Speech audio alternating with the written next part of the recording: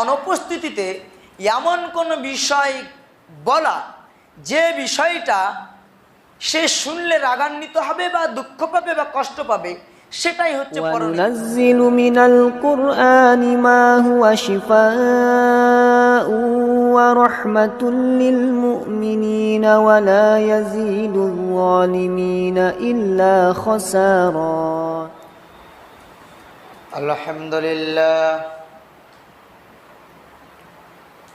আলহামদুলিল্লাহ নাহমাদুহু ওয়া নাস্তাঈনুহু ওয়া নাস্তাগফিরুহু ওয়া নু'মিনু বিহি ওয়া নাতাওয়াক্কালু আলাইহি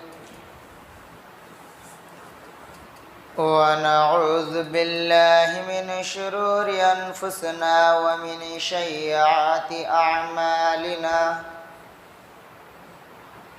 من يهده الله فلا مضل له ومن يضلله فلا هادي له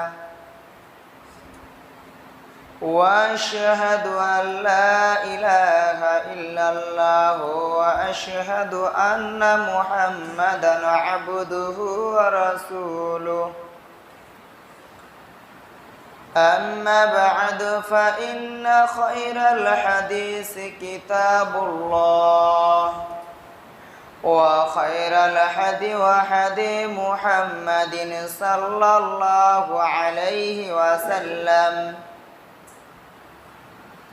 وشر الأمور محدثاتها وكل محدثة بدعة وكل بدعة ضلالة وكل ضلالة في النار.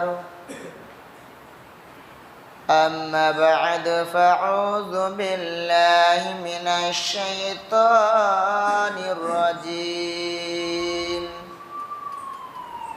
بسم الله الرحمن الرحيم.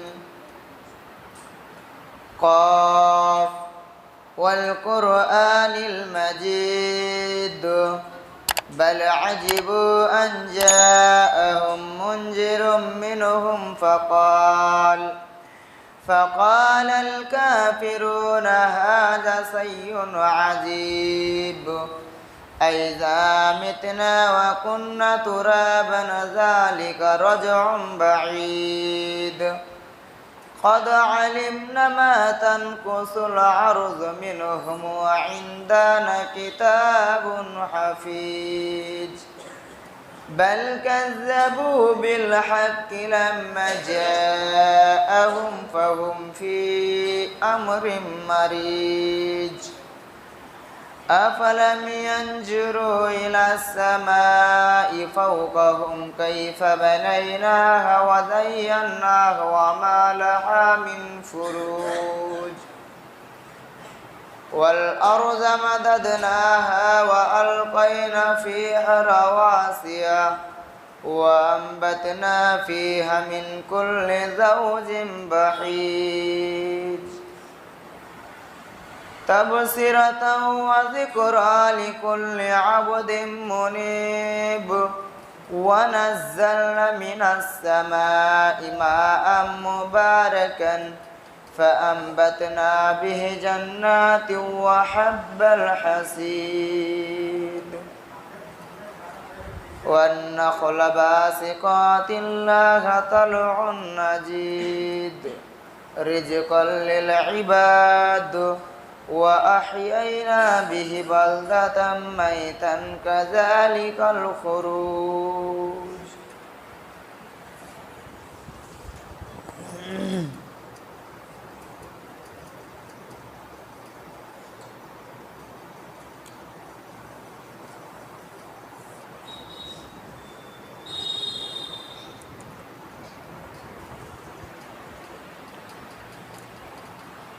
الحمد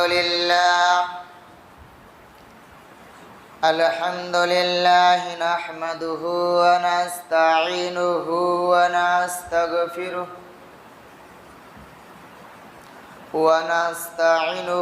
ونستغفره ونؤمن به ونتوكل عليه ونعوذ بالله من شرور أنفسنا ومن سيئات أعمالنا من يهده الله فلا مضل له ومن يضلله فلا هادي له وأشهد أن لا إله إلا الله وأشهد أن محمدا عبده ورسوله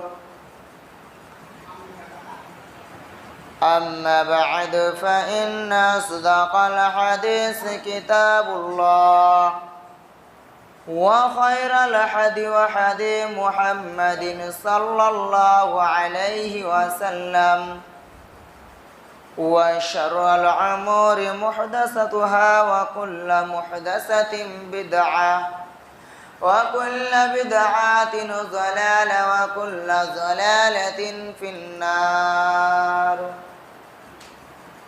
فأعوذ بالله من الشيطان الرجيم بسم الله الرحمن الرحيم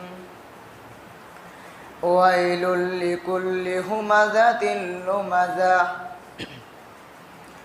الذي جمع ماله وعدده يحسب أن ماله أخلده كلا لينبذن في الحطمة উপস্থিত জুম্মার মুসল্লিগণ, প্রশংসা মাত্র সেই আল্লাহ সুবহানাহু ওয়া তাআলার, যিনি আমাদেরকে সর্বশ্রেষ্ঠ করে সৃষ্টি করেছেন। তিনার প্রশংসা করে কোনোদিনই শেষ করা যায়নি, যাবেও না। তাই তিনার শেখানো সংক্ষিপ্ত ভাষায় শুকরিয়া জ্ঞাপন করি, সকলে বলি আলহামদুলিল্লাহ। এর পরে পরে শেষ নবী হযরত মুহাম্মদ সাল্লাল্লাহু আলাইহি ওয়াসাল্লাম, জিনার উপরে অগণিত দরুদ সালাম বিবর্ষিত হোক, সকলেই বলি আল্লাহুম্মা আমিন। আল্লাহুম্মা সাল্লি আলাইহি, আল্লাহুম্মা বারিক আলাইহি। আজকে আমি আপনাদের সামনে যে বিষয়টি নিয়ে আলোচনা করার ইচ্ছা করেছি, সে বিষয়টির নাম পরনিন্দা বা গীবত। তার পূর্বে গোটি কয়েক কথা যেটা না বললেই নয়, প্রায় মাঝে মধ্যেই বলে আসি, কিন্তু অবুঝের মতোই আমরা থেকে যাই। এক নাম্বার কথা, সামনের জায়গা কেউ খালি রাখবেন না। সামনে জায়গা পড়ে থাকছে, পিছন থেকে লোক এসে সামনে ঢুকছে। নিজের সামনের জায়গাটা নিজে পূরণ করুন। যদি না করেন, এর জন্য আপনি পাপী হবেন, একদম স্পষ্ট। এর জন্য আপনার গুনাহ হবে। আপনার সামনে জায়গা আছে, আপনি আপনার জায়গা ছেড়ে দিয়ে অন্যের হক নষ্ট করছেন। অন্য একজন মানুষকে পিছন থেকে এসে আপনার ওই জায়গাতে ঢুকতে হচ্ছে, তো তার জায়গাকে আপনি দখল করে আছেন, এর জন্য আপনার কঠিন পাপ হবে। এটা মানুষের হক নষ্ট করার মতো একটা পাপ। আর দ্বিতীয়ত, সামনের জায়গা খালি রেখে আপনি যে পিছনে বসে আছেন, এতে আপনার নামাজই হবে না। একদম স্পষ্ট হাদিস, এতে আপনার নামাজ হবে না। অতএব শরীয়তকে নিয়ে শরীয়তের মতো করে চলতে হবে, নিজের মতো করে চললে হবে না। স্পষ্ট ভাষায় আপনার পাপ হবে এবং নামাজ হবে না। দ্বিতীয় নাম্বার বিষয়, খুতবা চালু হয়ে গেছে, আজান হয়ে গেছে। এখন আমরা যারা আসছি, 2 রাকাতের বেশি যেন কেউ সুন্নাত না পড়ি। 2 রাকাত সুন্নাত পড়ে বসে যাবেন, 2 রাকাতের বেশি পড়বেন না। ফিরে আসি মূল আলোচনায়। আজকের যে আলোচনার বিষয়, সেটা হচ্ছে পরনিন্দা বা গীবত। আল্লাহ সুবহানাহু ওয়া তাআলা গুনাহগুলিকে কয়েকটি ভাগে তথা 2 ভাগে বিভক্ত করেছেন। একটা হচ্ছে হুকুকুল্লাহ, মানে আল্লাহর সঙ্গে সম্পর্কিত গুনাহ বা পাপ, আর অপরটি হচ্ছে হুকুকুল ইবাদ, মানে বান্দার সাথে সম্পর্কিত পাপ বা গুনাহ। এখন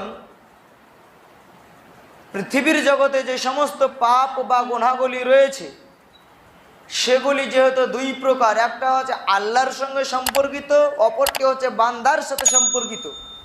কিভাবে একটু বিস্তারিত বললেই বুঝতে পারবেন।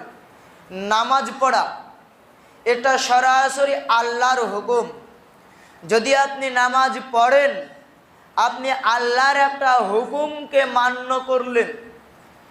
যদি আপনি নামাজ না পড়েন, আল্লাহর একটা হুকুমকে আপনি সরাসরি অমান্য করলেন। এর জন্য আল্লাহর যে বলা কথা, আল্লাহর যে দেওয়া বিধান, সে বিধানের উপরে ভিত্তি করে আমরা বলতে পারি আপনার বড় কাবিরা গুনাহ হয়, আপনার বড় গুনাহ হবে, আপনার কাবিরা গুনাহ হবে। যদি আপনি নামাজ পড়েন, আপনার নেকি হবে, আপনার বড় ধরনের নেকি হবে এবং বড় ধরনের গুনাহ থেকে আপনি বেঁচে যাবেন। কি করলে? যদি আপনি ইবাদত করেন তথা নামাজ পড়েন। কিন্তু এটা হচ্ছে আল্লাহর সাথে সম্পর্কিত। এখন আপনি যদি কোনো এক ওয়াক্ত নামাজ না পড়েন, তার মানে আল্লাহর দেওয়া বিধান অনুযায়ী আপনি কঠিন বড় একজন পাপী বান্দা। তবে আল্লাহ চাইলে আপনার এই গুনাহ ক্ষমা করে দিতে পারে।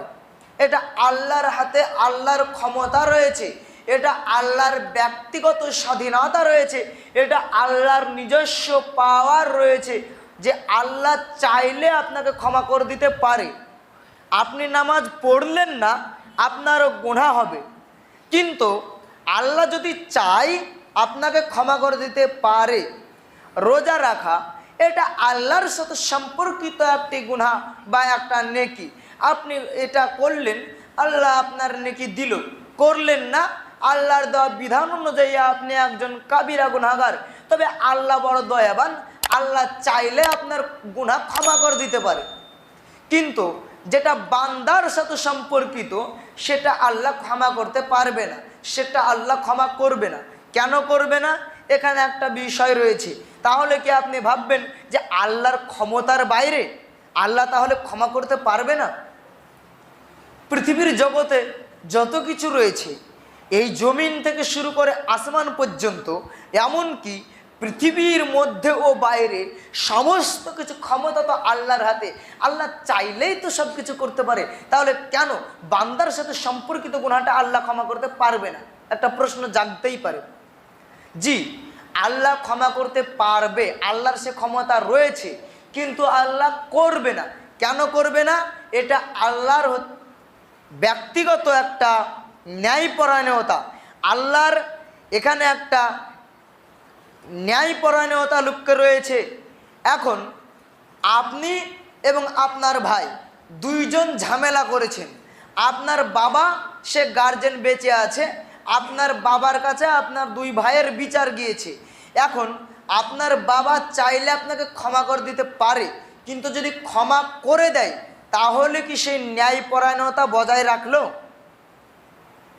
রাখলো না। কারণ আপনার অন্যায় আছে, আপনার দোষ আছে, দোষীকে শাস্তি দেওয়াই একজন বিচারকের কর্তব্য। দোষীকে শাস্তি যদি না দেয়, সে যদি ক্ষমা করে দেয়, আর অন্য মানুষ যখন দোষী হবে তাকে যদি শাস্তি দেয়, সেটা কিন্তু ন্যায়পরায়ণতা হয় না। সেখানে দু নজর, যেটাকে আমরা স্বাভাবিক ভাষায় বলে থাকি, যে নিজেরটাকে ক্ষমা করে দিল এবং পরেরটাকে শাস্তি দিল। একজন পর ব্যক্তি অন্যায় করলো, তাকে আপনি শাস্তি দিবেন, আর আপনার নিজের কোনো একজন ব্যক্তি অন্যায় করেছে তাকে আপনি ক্ষমা করে দিবেন, সেটা কি ন্যায়পরায়ণতা হবে? তাই এই জন্য দুইজন বান্দার সাথে সম্পর্কিত যেটা গুনাহ, সেটা আল্লাহ ক্ষমা করবে না। কারণ আপনি যদি আমার অন্যায় করেন, আমার যতই রাগ হোক, আমি চাইলে ক্ষমা করে দিতে পারি। আমি যদি ক্ষমা করে দিই, আমার উপরে আর দ্বিতীয় কেউ আঙ্গুল তোলার ব্যক্তি নেই। কারণ আপনি আমাকে শাস্তি দিয়েছেন, আপনি আমার প্রতি অন্যায় অত্যাচার জুলুম করেছেন, আমি চাইলে আপনাকে ক্ষমা করে দিলাম। এখানে আমাকে কেউ বলতে পারবে না যে কেন তুমি তাকে ক্ষমা করে দিলা। কিন্তু যদি আমি বিচারক হই, দুইজন ব্যক্তি যদি ঝামেলা করে, যে ব্যক্তির সঙ্গে আমার খাতির ভক্তি রয়েছে তাকে যদি আমি ক্ষমা করে দিই এবং অপর ব্যক্তিকে যদি শাস্তি দিই, তাহলে কি আমার ন্যায়পরায়ণতা হবে? হবে না। তাহলে এই যে দুই নজর, এই দুই নজর আল্লাহ করবে না। আল্লাহ সমানভাবে দোষীকে শাস্তি এবং যে দোষ করেনি তাকে তার প্রাপ্য বুঝিয়ে দেওয়ার জন্য আল্লাহ এই অন্যায় করবে না। এটা একটা অন্যায়, এই অন্যায় আল্লাহ করবে না। আল্লাহ ন্যায়পরায়ণতা বজায় রাখবে। আশা করি বুঝতে পেরেছেন। এখন কথা হচ্ছে, বান্দার সাথে সম্পর্কিত পাপ কি? বলার কথা, বান্দার সাথে সম্পর্কিত পাপ কিন্তু খুবই জটিল একটা বিষয়। বান্দার সাথে সম্পর্কিত পাপ খুবই জটিল একটা বিষয়, যেগুলোকে আমরা সাধারণভাবে থাকি। আমি বারবার বলছি, আপনি যদি সারা জীবন আল্লাহর ইবাদত বান্দেগি না করেন, আল্লাহ চাইলে আপনাকে ক্ষমা করে দিতে পারে। কারণ আল্লাহ যদি ক্ষমা করে দেয়, তার উপরে দ্বিতীয় কোনো ব্যক্তি আঙ্গুল তোলার নেই। আল্লাহ চেয়েছে, ক্ষমা করে দিয়েছে। কিন্তু আপনি আমার অন্যায় করলেন, আমি আল্লাহকে বিচার দিলাম। আল্লাহ, পৃথিবীতে আমার আর কিছু করার নাই, এরই বিচার একমাত্র তুমিই করো। আল্লাহ তাকে ভিতর ভিতর ক্ষমা করে দিয়েছে। তাহলে আমার সঙ্গে আল্লাহর অন্যায় হলো কি হলো না? এই অন্যায়টুকু আল্লাহ করবে না। আল্লাহ এই ন্যায়পরায়ণতা বজায় রাখার জন্য আল্লাহ ক্ষমা করবে না। এখন বান্দার সাথে সম্পর্কিত পাপ কি? যেটা সাধারণ বিষয়, আমরা যেগুলোকে অত সচরাচর গুরুত্ব দিই না, সেটাই বান্দার সাথে সম্পর্কিত গুনাহ। যেমন পরনিন্দা বা গীবত। গীবত কি? একজন ব্যক্তির অনুপস্থিতিতে এমন কোনো বিষয় বলা, যে বিষয়টা সে শুনলে রাগান্বিত হবে বা দুঃখ পাবে বা কষ্ট পাবে, সেটাই হচ্ছে পরনিন্দা। এখন মনে করেন, আপনার গ্রামের একজন ব্যক্তি একটা অপরাধ করেছে। হ্যাঁ, সে অপরাধ করেছে, এটা সত্য। কিন্তু ওই অপরাধটার কথা যদি সে শুনে, তাহলে সে কষ্ট পাবে। সে অপরাধ করেছে, ভালো করেছে, তার শাস্তি আল্লাহ দিবে। কিন্তু আল্লাহ তো আর আপনাকে ঠিকা দেয়নি যে তুমি পাড়া পাড়া এটাকে প্রচার করে বেড়াও। সে অন্যায় করেছে, তার শাস্তি আল্লাহ দিবে তাকে, কিন্তু আল্লাহ আপনাকে ঠিকা দেয়নি। এখন আপনি গোটা পাড়া পাড়া গিয়ে বেড়াচ্ছেন, বিভিন্ন জায়গাতে তাকে নিয়ে ছোট করছেন, তার নামে কটু কথা করছেন, তাকে নিয়ে কটূক্তি করছেন, হাসি মজা করছেন। এটাই হচ্ছে পরনিন্দা। আল্লাহ রসুল সাল্লাল্লাহু আলাইহি ওয়াসাল্লামকে জিজ্ঞাসা করা হয়েছে, আল্লাহ রসুল, যদি ওই যে গীবতটা বা যে কথাগুলি আমি গাইছি বা গাইবো, সেটা যদি তার মধ্যে থাকে ওই দোষটা, সেটাও কি গীবত? আল্লাহ রসুল বলছেন সেটাও গীবত। যদি তার মধ্যে ওটা না থাকে, তাহলে তো সেটা তার জন্য অপবাদ হয়ে গেল তার নামে। ওই অপবাদের জন্য তো চরম গুনাহ হবে। কোনো একজন ব্যক্তির নামে অপবাদ দেওয়া, এটা তো চরম এক ধরনের অন্যায়, চরম এক ধরনের গুনাহ। কিন্তু তার মধ্যে যদি থাকে, তারপরেও সেটা করা যাবে না। এখন একজন ব্যক্তির নামে কোনো কথা আপনি গাইছেন, সেটা সে শুনলে কষ্ট পাবে। ওই কথাটা আপনি যে গাইছেন, তার মধ্যে যদি ওই অপরাধটা থাকে, তাহলে আপনি গীবতকারী। যদি ওই অপরাধটা তার মধ্যে না থাকে, তাহলে আপনি ওর নামে অপবাদকারী। ওর নামে আপনি অপবাদ দিলেন, মিথ্যা কটু কথা তার নামে রটিয়ে দিলেন। এর জন্য আপনার থাকার জায়গা সোজা জাহান্নাম। তাহলে কোনো ব্যক্তি যদি অন্যায় করে, কোনো ব্যক্তি যদি অপরাধ করে, তাহলে ওই অন্যায়, ওই অপরাধ নিয়ে ওই যে পাড়াতে গেয়ে বেড়ানোর চার দোকানে, ওই যে আশেপাশে বন্ধু বান্ধবকে নিয়ে গোল করে আড্ডা মারা, ওকে দেখলে ওর সঙ্গে নিয়ে হাসি মজা তামাশা, ওকে নিয়ে টিটকারি করা, ওকে কটু কথা বলে ওকে যে কটূক্তি করে ওকে ছোট করা, এটা সম্পূর্ণ এটা গীবত। এই গীবত করা যাবে না। এক কথাই, কোনো মানুষের অনুপস্থিতিতে এমন কোনো কথা বলা যেটা শুনলে সে রাগান্বিত হবে বা কষ্ট পাবে, সেটাকেই বলা হয় গীবত, আর সেটাই করা যাবে না। আর এদের জন্যই আল্লাহ রাব্বুল আলামিন বলছেন, ওয়াইলুল লিকুল্লি হুমাজাতিল লুমাজা।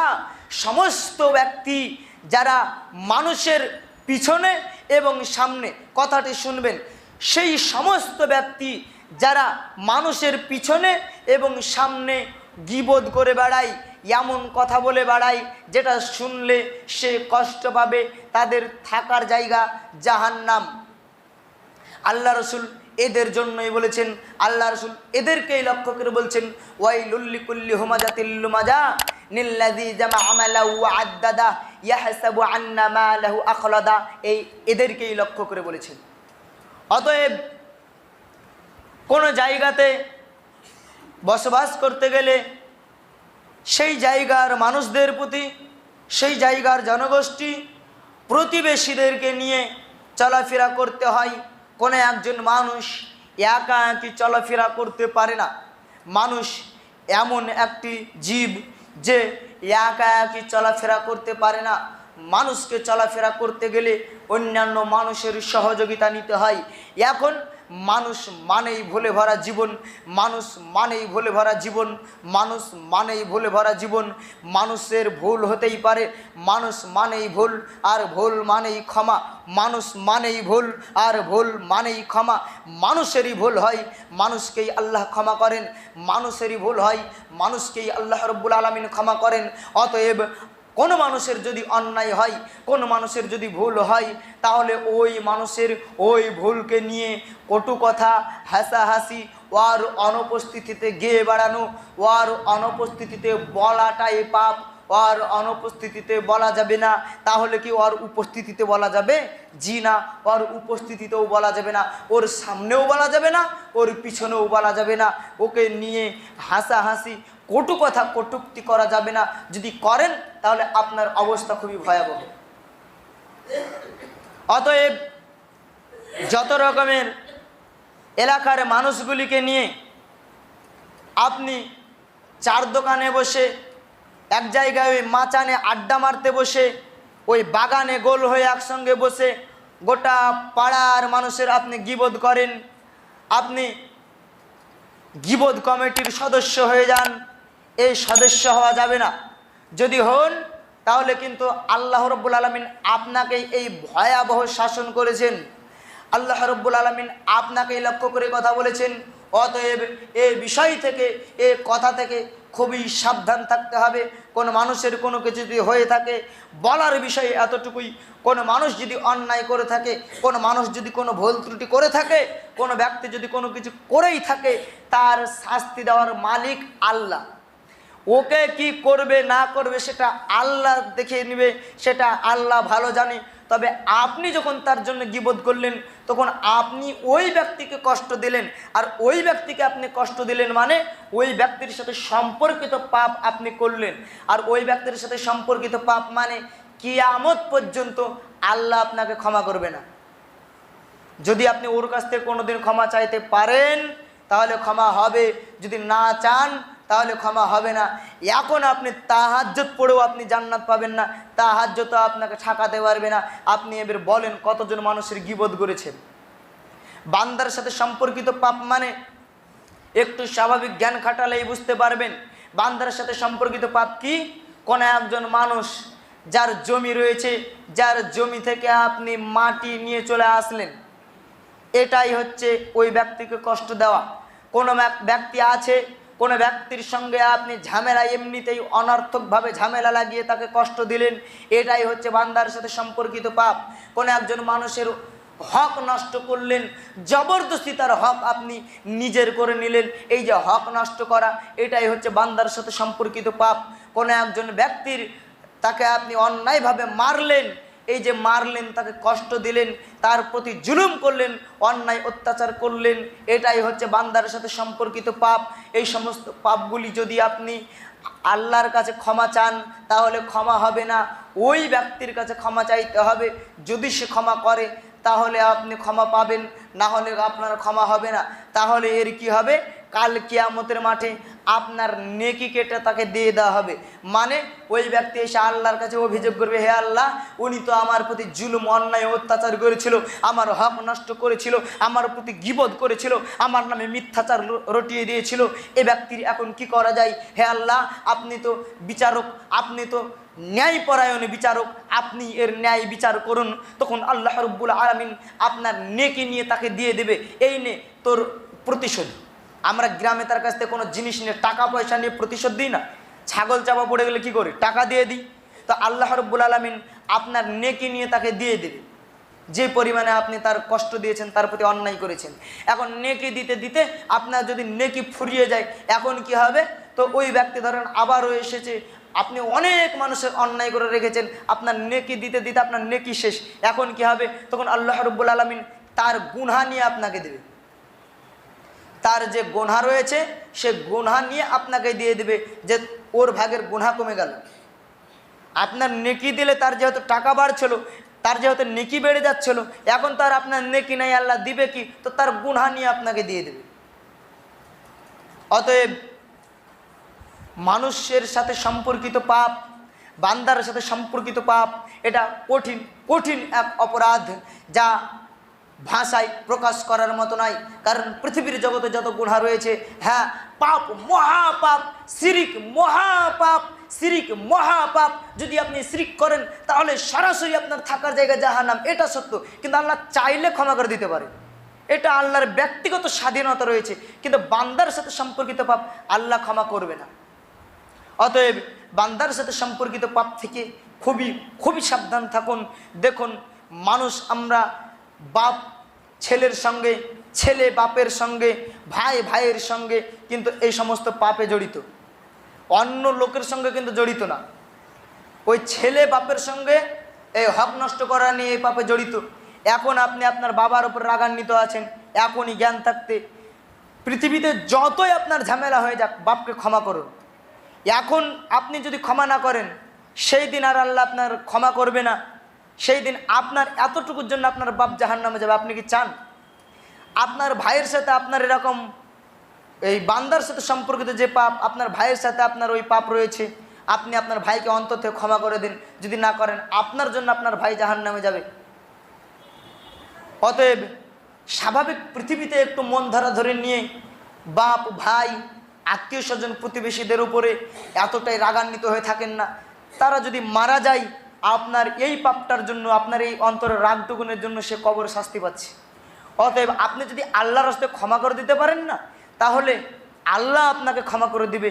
অতএব আপনি আল্লাহর রাস্তায় একটু তাকে ক্ষমা করে দেন, দেখেন আপনার জন্য আপনার ভাই জান্নাত পাবে, আপনার জন্য আপনার প্রতিবেশী জান্নাত পাবে, আপনার জন্য আপনার বাপ মা জান্নাত পাবে। আপনার হক নষ্ট করেছে, করুক, তাতে যদি আল্লাহ তাকে শাস্তি দেয় দিবে। কিন্তু আপনি যে রাগান্বিত হয়েছেন সেটা ক্ষমা করে দেন। আর যারা বেঁচে আছেন তারা কোনো রকম মুক্তির পথ নেই, নিজেকে ছোট করে হলেও, পা ধরে হলেও তার কাছে গিয়ে আপনি ক্ষমা চান। পৃথিবীটা স্বাভাবিক মনে হচ্ছে যেন মরে যাবে, শেষ হয়ে যাবে, কিছুই না। অতএব পৃথিবীটা যতটা আপনি মনে করছেন ততটা না। আখেরাত বলে একটা জায়গা আছে যেটা কঠিন কঠিন ভয়াবহ জায়গা। অতএব ওই জায়গাতে যখন আপনার চোখের সামনে আপনার বাপ জাহান্নামে চলে যাবে, আপনার চোখের সামনে আপনার মা ভাই জাহান্নামে চলে যাবে, সেই দিন আপনার আর পৌঁছতে কোনো রকম লাভ হবে না। অতএব সময় থাকতে পরিবর্তন হন, সময় থাকতে ক্ষমা চান। যারা মারা গেছে একটু আল্লাহর হস্তে একটু ক্ষমা করে দেবেন তাদেরকে। আর যারা গীবত করেন সাবধান, কেননা আল্লাহ রাসূল বলছে মানুষের যে মুখের মধ্যবর্তী স্থানে একটা চামড়া রয়েছে, একটা গোস্তের অংশ রয়েছে, যেটাকে বলা হয় জিহব্বা, লিসানুন মানে হচ্ছে জিহব্বা। আর দুই পায়ের মধ্যবর্তী স্থানে একটি মাংস টুকরো রয়েছে, যেটাকে বলা হয় লজ্জাস্থান। আল্লাহ রাসূল বলছেন যে ব্যক্তি এই দুটা জিনিসের হেফাজতের দায়িত্ব নেবে, আমি তার জান্নাতের দায়িত্ব নেব। অতএব এই যে মুখ, জিহব্বা, যেটা খুবই মারাত্মক জিনিস, যেটা দিয়ে যাহা কিছু ইচ্ছা বলতে পারেন, যাহা কিছু ইচ্ছা করতে পারেন। কিন্তু আপনার স্বাভাবিক একটা কথা, যেটা আপনি ভাবছেন যে কথাটা স্বাভাবিক, আমি হয়তো একটু ওকে নিয়ে হাসি মজা করছি, কিন্তু আপনার ওই হাসি মজাটাতে যদি আর একজন ব্যক্তি কষ্ট পায়, তাহলে ওটাই আপনার জাহান্নামের কারণ। অতএব আল্লাহর রাস্তে গীবত বা পরনিন্দাগুলি বন্ধ করতে হবে। যে সমস্ত ব্যক্তি আপনারা বেঁচে আছেন, আজকে থেকে আল্লাহর রাস্তে গীবত বা পরনিন্দা বন্ধ করুন। বান্দার সাথে সম্পর্কিত যে সমস্ত পাপ, সেগুলি থেকে এড়িয়ে চলার চেষ্টা করুন। যদি করেছেন, নিজের বন্ধু বাপ ভাই তাদের কাছে ক্ষমা চান। আর যারা মারা গেছে আপনার অন্যায় করে, তাদেরকে ক্ষমা করে দেন। আমি ইমাম হিসাবে আপনাদেরকে এতটুকুই বলবো, ক্ষমা করে দেন। আপনার বাপ, আপনারই ভাই, আপনারই চাচা, আপনারই প্রতিবেশী হয়তো মারা গেছে, এখন হয়তো রাগ করে আছেন, কিন্তু আপনার এই রাগটুকু হয়তো তার জাহান্নামের কারণ হতে পারে। অতএব ক্ষমা করে দেন। যারা বেঁচে আছেন তারা ক্ষমা চান। পরিশেষে আমি আল্লাহর কাছে দোয়া করি, হে আল্লাহ, তুমি আমাদেরকে বান্দার সাথে সম্পর্কিত মহা জটিল পাপ থেকে বেঁচে থাকার তৌফিক দান করো, আমিন। হে আল্লাহ, আমরা যেন পরনিন্দা বা গীবতের মতো জটিল পাপ থেকে বেঁচে মানুষের সাথে ভ্রাতৃত্ববোধ বজায় রেখে, ভ্রাতৃত্ববোধ সম্পর্ক বজায় রেখে আমরা সুন্দরভাবে সুষ্ঠু পরিবেশে আমরা জীবনযাপন করতে পারি, আমিন। হে আল্লাহ, যারা আমরা মারা গেছি তাদেরকে তুমি ক্ষমা করো, যারা বেঁচে রয়েছি তাদেরকে ক্ষমা করে দেওয়ার মতো তৌফিক দান করো।